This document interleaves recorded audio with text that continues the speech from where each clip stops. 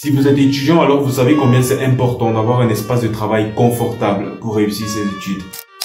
Cet espace, généralement, se trouve dans notre chambre. Mais comment transformer une chambre qui est initialement prévue pour se reposer en un espace de travail confortable et accueillant? Et donc, vous l'aurez compris, dans cette vidéo, nous allons concevoir une chambre pour un étudiant. Ou plutôt, nous allons concevoir la chambre parfaite pour un étudiant. Et donc, si vous êtes prêts, on va commencer tout de suite. Juste après le générique, même si je crois qu'il n'y en aura pas.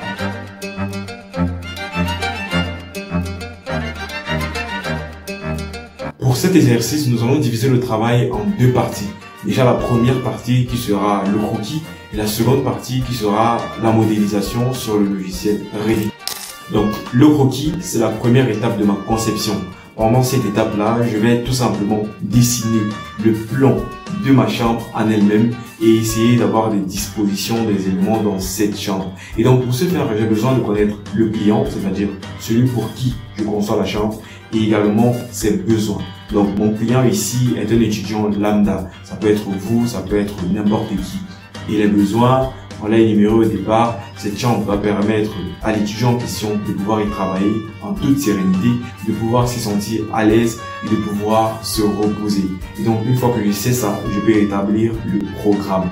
Le programme est en fait ici l'ensemble des pièces que je peux avoir ou que je dois avoir dans ma chambre. Donc, comme espace ou comme pièce que je peux avoir dans ma chambre, un espace coucher, un espace salle de bain, un espace cuisine, un espace bureau et un espace placard. Donc, une fois que je connais tout ça, je vais essayer de faire rentrer ça dans une chambre. Et comme dimension de cette chambre, j'ai opté pour un 14 mètres carrés.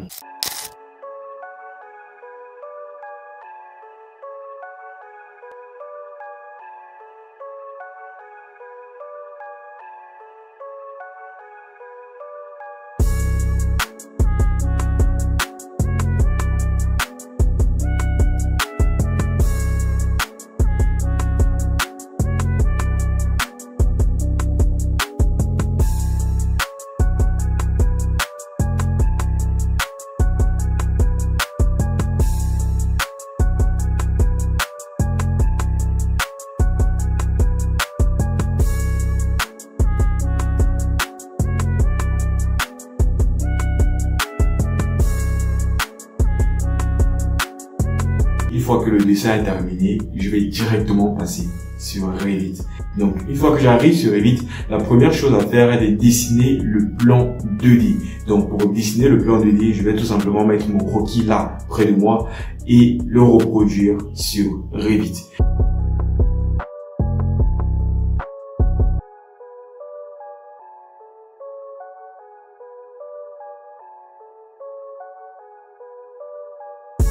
L'avantage de Revit, c'est qu'une fois que je dessine la 2D, directement j'ai la 3D qui se produit automatiquement. Et donc j'ai tout simplement besoin d'aller modifier quelques petits trucs, mais sinon la forme y est déjà. Donc pour cette chambre, il n'y aura pas vraiment grand chose à faire parce que déjà elle est pas très grande et les éléments qui sont ne sont pas aussi nombreux que ça. Donc, je vais tout simplement aller dans la bibliothèque les chercher et les introduire. Des éléments comme les lits, les plaques à gaz pour la cuisine, des bidets pour la douche, des lavabos, etc. Donc, tous ces éléments, je les trouverai dans ma bibliothèque.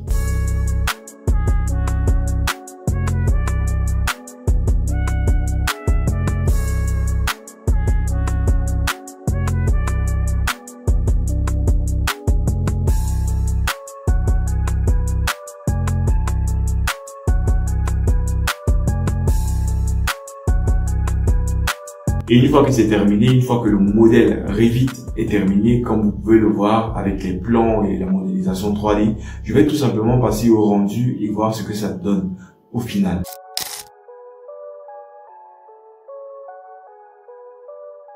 Comme vous pouvez le voir, c'est plutôt pas mal. Donc je pense que le défi de départ a été relevé et que l'on a pu créer un espace de vie, un espace de travail pour un étudiant assez confortable et agréable.